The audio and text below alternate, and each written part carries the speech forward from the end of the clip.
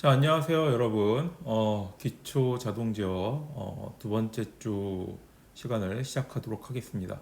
자, 지금 이 강의를 듣는 학생들은 수강 정정 기간을 수강 변경 다 한 걸로 제가 간주하고 진행을 하도록 할게요.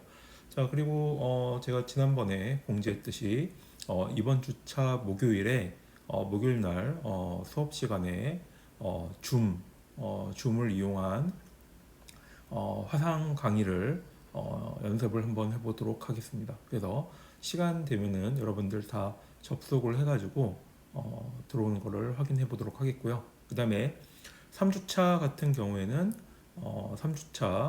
3주차에도 마찬가지로 본격적으로 프리러닝 방식으로 수업을 진행하도록 하겠습니다. 뭐 자세한 것 같은 경우에는 이렇게 말로 하는 것보다는 제가 강의 게시판에다가 공지사항에다가 올려놓을 테니까 공지사항을 확인해 주시기 바라겠습니다.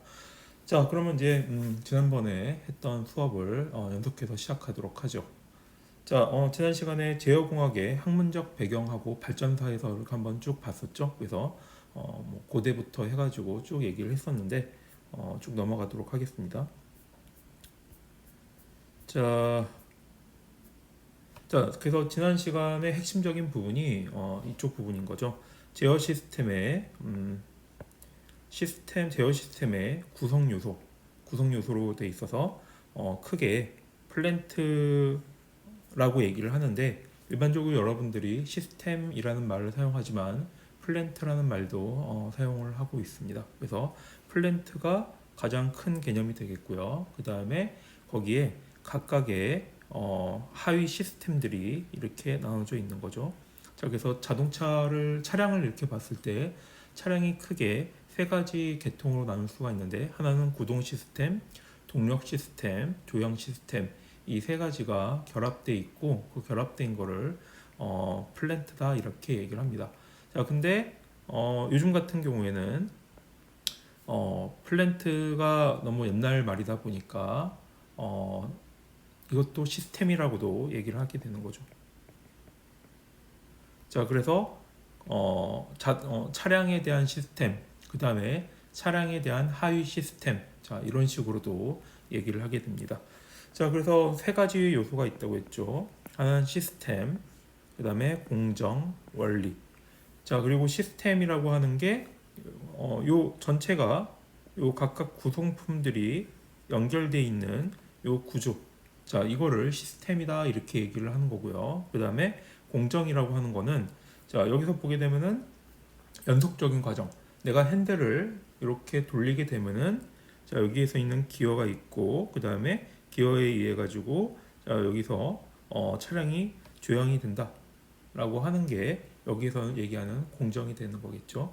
그 다음에 원리 같은 경우에는 여기서 얘기하는 동작이 이루어지는 물리화학 정기적 현상인데 여기서는 핸들에 있는 요 토크에 의해 가지고 힘이 가해지게 되면은 요 축을 통해 가지고 여기 있는 바퀴드가 조향이 되게 된다 하는 물리적인 원리가 되는 거죠. 자, 그래서 우리 여기서 이제 제일 중요한 게 우리 수업에서는 제가 지금 차량을 예를 갖고 얘기를 했지만 차량에 대해서 배우진 않을 거예요. 제가 예는 차량에 대해서 많이 들겠지만 우리가 관심 있는 거는 여기 있는 메커니즘, 어, 공정은 한 세모 정도, 메커니즘 동그라미, 시스템은 X. 여기서는 각각의 부품에 대해서는 배우지 않아요. 각각이 부품들이 연결이 어떤 식으로 되었을 때 이걸 어떻게 우리가 해석해야 될지를 배우는 학문이 되겠습니다. 자, 제어 시스템의 용어하고 이제 구성 요소를 지난 시간에 했던 거하고 이제 연속해가지고 얘기를 하게 되면요. 여기서 이제 중점적으로 배울 게 전반부가 있고 후반부가 있는데 전반부는 어떤 시스템의 모델링이라고 하는 시스템을 수학적으로 표현하는 부분이고요. 그 다음에 후반부에서는 데머김 제어라는 것을 배우게 되겠습니다. 그래서 데머김 제어라는 게 뭐냐면은 시스템과 출력과 기준 입력을 비교해서 목표 출력에 가깝게 가도록 하는 것을 의미를 하게 됩니다. 그래서 이걸 뭐 데머김이라는 말보다는 피드백 컨트롤이라는 말을 주로 많이 사용을 하게 되는데요. 자, 이거는 다음 장에서 또 자세하게 설명을 하도록 하겠고요. 그 다음에 또 하나는 외란이라는 게 있죠. 자, 외란이 뭐냐면은 시스템 출력에 의도하지 않은 영향을 미치는 어떤 제어 신호다, 이렇게 얘기를 할 수가 있습니다. 그래서 외란이 뭐냐면은 크게 두 가지로 얘기할 수가 있죠. 내적 외란이 있고 그 다음에 외적 외란이 있는데, 일단은 우리 쉬운 게 외적 외란이라는 것부터 설명을 하도록 하죠. 자, 우리 강의 시간에 보게 되면은 제가 강의 시간에는 보통 저만 이렇게 떠들 수가 있죠. 근데 수업 시간에 일반적으로 뒤에서 웅성웅성 거리는 일들이 많죠. 왜냐하면은 뭐 옆에 있는 친구들끼리 얘기를 한다든가 잡담을 한다든가. 자, 이게 바로 외적 외란을 의미합니다. 자, 내가 강의를 하는데 막 주변이 시끄럽게 되면은 소란스럽지 않은 친구들은, 조용히 있는 친구들은 제가 강의하는 목소리가 잘 안 들릴 수가 있겠죠. 자, 그게 왜냐? 외부에서 잡음에 의해 가지고 내가 원하는 상태로, 제 목소리가 원하는 상태겠죠. 그게 들리지 않는 상태를 의미합니다. 뭐 예를 들어서 또 이번에 태풍이 엄청나게 크게 불었었죠. 자, 마찬가지로 내가 차를 운전을 하고 있는데 갑자기 측풍이 엄청나게 강한 측풍이 불게 되면은 차량이 뒤집힐 수가 있는 거죠. 자, 그게 바로 바람이 외적 외란이 되겠습니다. 자, 내적 외란은 뭐냐면은 시스템 내부에서 발생해 출력에 영향을 미치는 경우. 자, 예를 들어서 이것도 제가 뭐 기어 시스템을 하나 만들었다고 쳐요. 기어하고 기어가 있는데 기어가 이렇게 딱 맞물려 들어가게 되면은 우리가 원하는 대로 제어가 될 수 있겠죠. 자, 근데 이 기어 부분이 우리가 여러분들 알겠지만 뭔가 기계 장치라고 하는 거는 완벽하게 가공하는 게 쉽지가 않을 수가 있습니다. 그래서 예를 들어서 유격이라는 게 발생할 수가 있고요. 자, 예를 들어서 이렇게 기어가 있는데 제가 딱 봐도, 여러분들이 딱 봐도 뭔가 허술해 보이죠? 자, 그러면 이게 아기가 딱 맞아떨어져 가지고 되면은 아무 문제가 없는데, 당연하게 이렇게 유격이 있어 가지고, 유격이 생길 수밖에 없죠. 가공하는 그 정밀도에 의해 가지고 이게 살짝 어긋난다라고 하면은 전체 동작에는 크게 영향을 미치진 않겠지만 유격에 의해서 어떻게 되겠어요? 내가 덜그럭 거리는 일들이 발생하게 되겠죠. 자, 그러면은 이 덜그럭 거리는 것들이 바로 내적 외란이 되겠습니다. 자, 그래서 시스템 내부에서 우리가 수학적으로 모델링을 해가지고 수학적으로 표현한다고 하지만 그거를 실제적으로 만든다, 제작한다고 했을 때 여러 가지 뭐 가공이라든가 아니면은 우리가 그 시스템 자체에서 예를 들어서 뭐 동력 계통이라든가 아니면은 동력 전달 계통이라든가 하는 어떤 수치적인 오차들이 누적이 돼가지고 그게 여러 가지 현상으로 나타낼 수가 있는 거죠. 자, 그래서 이거를 내적 외란이다라고 얘기를 하게 됩니다. 자, 그럼 이제 앞에서 얘기했던 이 괴한 제어에 대해서 이제 좀 한번 자세하게 얘기를 해보도록 하겠습니다. 자, 여기서 요 블록 다이어그램은 조금 복잡하니까 이따 설명하도록 하겠고요. 자, 여기 첫 번째, 두 번째 예를 한번 보도록 하죠. 자, 이건 뭐 제가 여러분들 실제 보면서 질문을 하면서 이렇게 강의를 하는 게 가장 좋은데 영상이 아니지 그림만 보고 얘기를 해보도록 하겠습니다. 자, 지금 여기 토스터기가 있죠. 자, 토스터기가 있는데 토스터기를 보통 구우려면은 어떻게 구워야 됩니까? 여러분들이 마트 뭐 근처에 뭐 홈플러스라든가 아니면 하이마트라든가, 자, 거기서 이제 가가지고 토스터기를 이제 하나 구입했다고 칩시다. 자, 그러면 토스터기가 어떻게 생겼는지 한번 보게 되면은 빵을 이렇게 놓고 이렇게 누르게 되면은 일정 시간이 지나게 되면은 얘가 톡 하고 튀어나오게 되죠. 자, 근데 한번 생각을 해봅시다. 여러분들이 취향이 좀 갖고 있어요. 여러분들마다 다 취향을 갖고 있죠. 취향이 있는데 어떤 친구는 빵이 바삭하게 구워진 거를 원하고 어떤 친구들은 빵이 그냥 바삭한 것보다 부드러운 빵의 굽기를 원할 수가 있죠. 그럼 토스터 같은 경우에는 보통 일반적으로 이렇게 다이얼이 붙어 있습니다. 그럼 이 다이얼이 있으면은 그 다이얼에 돌리는 거에 의해 가지고 빵의 굽기를 선택할 수가 있겠죠. 자, 그런데 빵의 굽기를 선택할 수가 있는데, 자, 그러면은 여기서 보게 되는 이 그림이 요 각각의 다이얼이 되겠죠. 여기서는 좋은 건가 보네요. 1, 2, 3, 4, 5, 6, 7.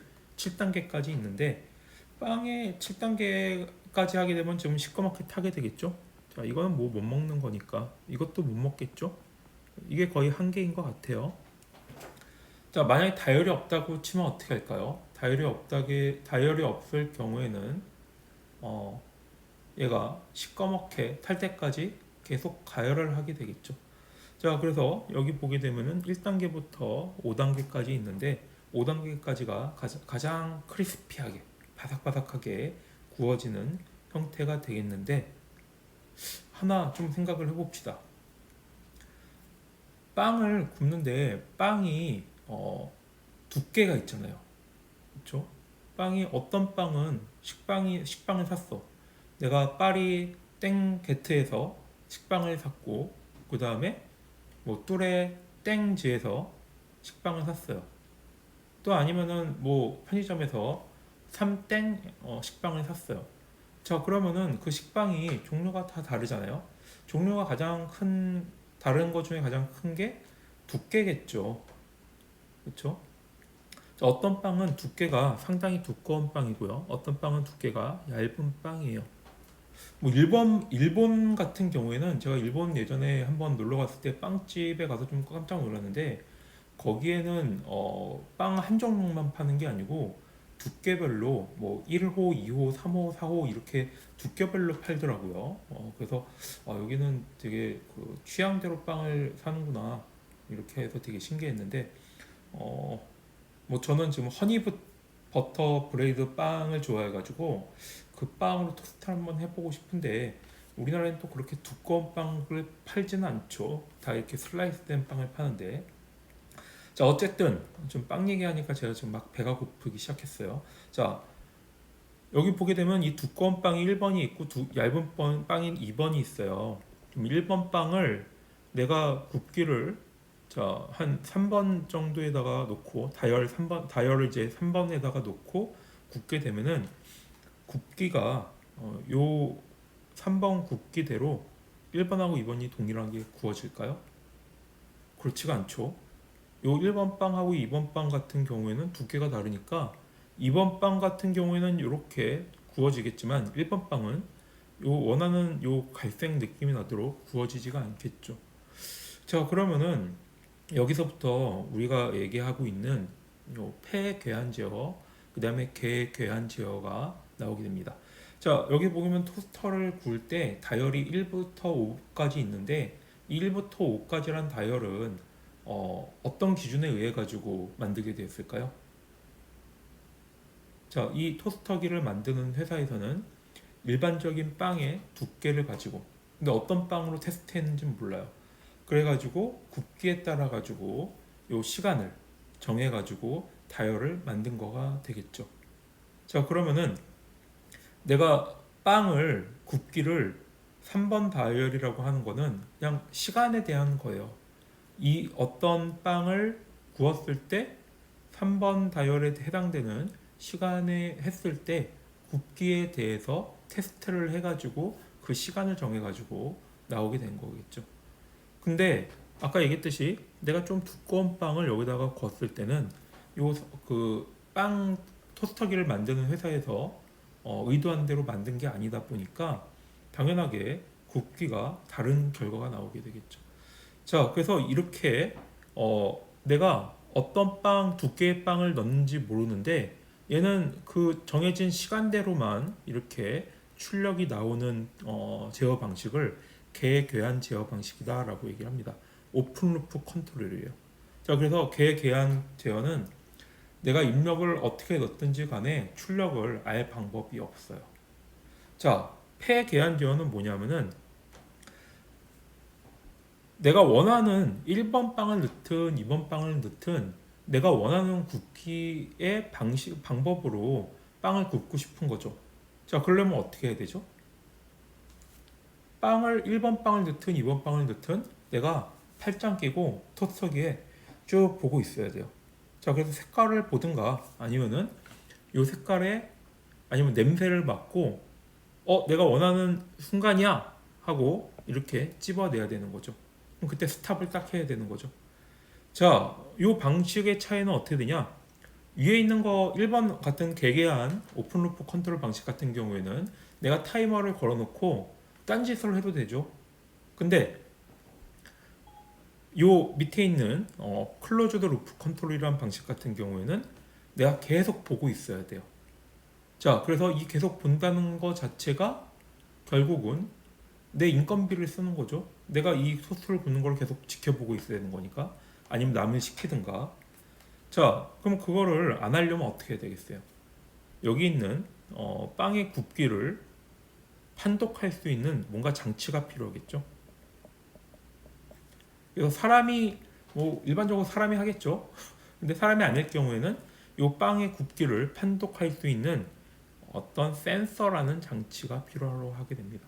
자, 그래서 이 센서는 어떻게 되냐? 이 빵의 굽기를 읽어 들어가 가지고 요 앞에 어떤 시간에 요 전원 장치가 되겠죠. 이 스위치를 끄는 역할을 하는 게 필요하게 되는 거겠죠.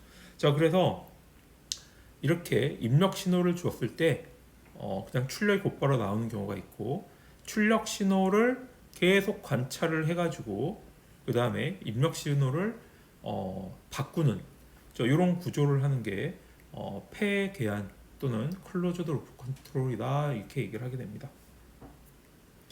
자, 되게 개념은 쉬운데 폐계한 제어가 엄청나게 어려워요. 그래서 우리 수업의 거의 대부분을 이 폐계한 제어를 어떻게 하느냐에 따라 가지고 얘기를 하게 됩니다. 자, 근데 아이러니한 거는, 자, 그럼 폐계한 제어를 해주는 토스터기가 잘 팔릴 것 같죠.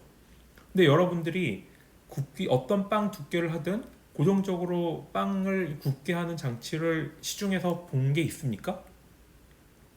저는 아직 못 봤거든요. 왜 그럴까요? 가장 큰 이유가 가전제품은 싸야 돼요. 자, 이거를 못 만드는 게 아니고 만들 수 있는데, 굳이 이거를 아겠지만은 이 굽기를 판단하려면 어떻게 해야 되겠어요? 색깔을 보든가 냄새를 맡든가 해야 되는데, 색깔을 보고 냄새를 맡는 거는 사람이 쉽게 할 수 있는 거지만 이 토스터기의 색깔을 판별을 하는 게 쉬울까요? 첫 번째, 카메라로 찍으면 되지 이렇게 했는데, 그러면 카메라를 달아야 되고, 그다음에 일반적으로 카메라인데 토스터가 뜨겁잖아요. 그럼 그 열에 견디게 만들어야 되고. 자, 그렇기 때문에 경제성 측면에서 이 토스터를 센서 장치를 달아가지고 언제나 이렇게 일정하게 굽기를 유지하는 토스트를 만들 수는 있지만 기술적으로 그걸 굳이 할 필요가 없는 거죠. 만들었는데 사람들이 안 사면 뭐 끝인 거잖아요. 토스터 얼마예요 요즘? 제가 마트인가 하여튼 거기 가가지고 한 2만원 3만원짜리도 본 것 같아요. 근데 여기다가 센서를 달면은 얼마 받고 팔아야 될 것 같아요, 여러분들이 생각해 봤을 때는. 자, 한번 생각을 해보세요. 자, 그래서 폐기한 제어는 상당히 효율적인 기술이긴 한데 구현 입장에서는 좀 많이 어렵고요. 그 다음에 구현한다고 하더라도 당연하게 가격이 올라가는 단점이 있습니다. 자, 그래서 여기 보는 것처럼 이 폐기한 제어 같은 경우에는 일반적으로 뭐 큰 시스템, 요 배, 이거 항공모함이죠. 그러니까 이건 1922년 USS 뉴멕시코 이렇게 최초로 이제 폐기한 제어가 적용된 시스템이다, 이렇게 얘기를 할 수가 있는데, 일반적으로 이 폐기한 제어는 비례 적분 미분 제어기라고 하는 PID 제어기라는 거를 탑재해서 사용을 하고 있습니다. 자, 여기서 보는 얘가 지금 항공모함에 있는 PID 조향 장치가 최초로 채택이 돼가지고 들어간 건데, 자, 여기서 이런 형식으로 되어 있습니다. 이게 어떤 식으로 되어 있는지는 이게 우리 수업 시간에 차근차근히 배울 수가 있는 거겠죠. 자, 그래서 우리 마지막에는 자, 요거까지 한번 그려보고 만들어보는 것까지는 뭐 이론 수업이니까 하지는 못하는 거고, 근데 요즘 같은 경우에는 여러분들이 제 학창 시절에도 PID 제어기 만드는 건 어려웠지만 지금 같은 경우에는 워낙 그 부품들에 대한 기술들이 많이 나와 있기 때문에 여러분들도 쉽게 PID 제어기를 실제 설계를 해볼 수가 있습니다.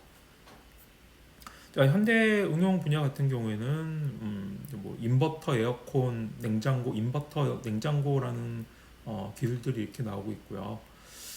여러분들이 냉장고 같은 경우 옛날 냉장고, 최신 냉장고 말고요. 옛날 냉장고 같은 경우에는 밤에 자다가 이렇게 쭉 자다가 뭐 조용할 때 보게 되면은 갑자기 냉장고가 덜그럭하면서 막 가동되는 거를 들은 기억이 있는 학생들이 있을 거예요. 자, 인버터 에어컨이라는 게 또 그렇게 오래된 기술은 아닌데요. 그 전까지에는 냉장고가 상당히 기초적인, 초보적인 단계의 제어를 하고 있었어요.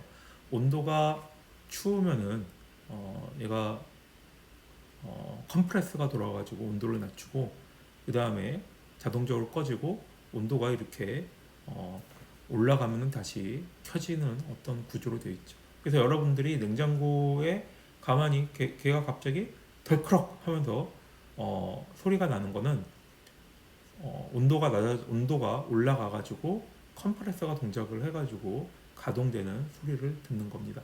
자, 근데 인버터 기술은 뭐냐면은 얘가 꺼졌다가 켜졌다가 하니까 냉장고가 안 좋은 점이 냉장 같은 경우에는 요 냉장고에 들어있는 음식물들이 온도 변화가 평탄하게 유지를 하게 되면은 맛을 계속 유지를 할 수가 있는데 꺼졌다가 켜졌다가 하다 보니까 음식물이 온도가 계속 올락 내리락 하는 거예요. 자, 그래가지고 인버터 기술을 사용하게 되면은 음식을 훨씬 더 안정된 온도로 이렇게 유지를 할 수가 있게 돼서 맛을 더 많이 보장을 하게 됩니다. 뭐 그 기술이 유지가 된 게 김치 냉장고이죠.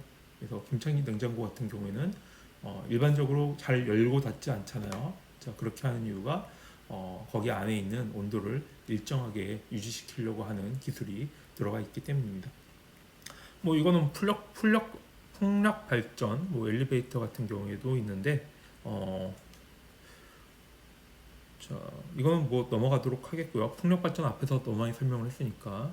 자, 엘리베이터 같은 경우에는 이거 여러분들 링크 한번 이렇게 열어보시게 되면은 엘리베이터는 여기 안정장치가 들어가 있죠. 이게 보게 되면은 최초 LG 오티스, 지금 보면 오티스 엘리베이터, 옛날에는 LG 오티스였었는데 지금은 아마 오티스 엘리베이터로 이렇게 되는 걸로 알고 있어요. 자, 오티스 엘리베이터가 상당히 전통 깊은 회사인데 이 엘리베이터가 기술적으로 가장 중요한 게 뭐냐면은 이렇게 선이 있죠. 선이 끊어져 가지고 사고가 나는 일이 많이 발생을 했었죠. 초창기에는. 그래서 특허를 낸 게 끊어지더라도 얘가 제동을 할 수가 있는 그 기술이 가장 엘리베이터의 핵심 기술입니다. 여기서 여기 링크를 보시면은 또 재밌는 영상을 볼 수가 있을 테니까요. 자, 이런 것들이 현대에서 제어 시스템들이 사용되는 이제 기술이 되겠죠. 자, 그러면은 다음 장에서는 제어 시스템의 설계 절차, 그래서 어떤 식으로 접근을 하는지, 제어 시스템을 제작하는데 어떤 식으로 접근하는지 살펴보도록 하겠고요. 그래서 여러 가지 우리가 해석 기법, 제어 시스템을 해석하는 기법을 이제 배우게 되겠는데요. 크게 이제 네 가지가 있죠. 하나는 시간 응답 분석이라고 해가지고 얘가 시간에 따라 가지고 이 시스템이 어떻게 움직이는가를 분석하는 방법. 그 다음에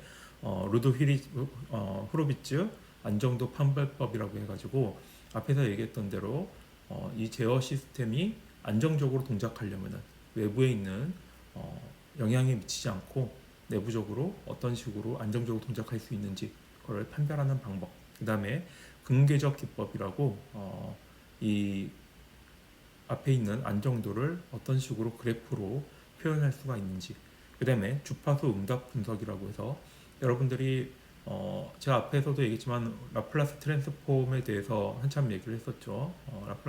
여러분들 라플라스 트랜스폼 공업 수학에 대해서 다시 복습하는 시간을 가지게 됐는데요. 거기서 나타내는 가장 큰 개념이 주파수라는 개념입니다. 그래서 이 주파수를 분석하는 방법에 대해서도 한번 살펴보도록 하겠습니다. 자, 그러면 다음 장에서 또 계속하도록 하겠습니다.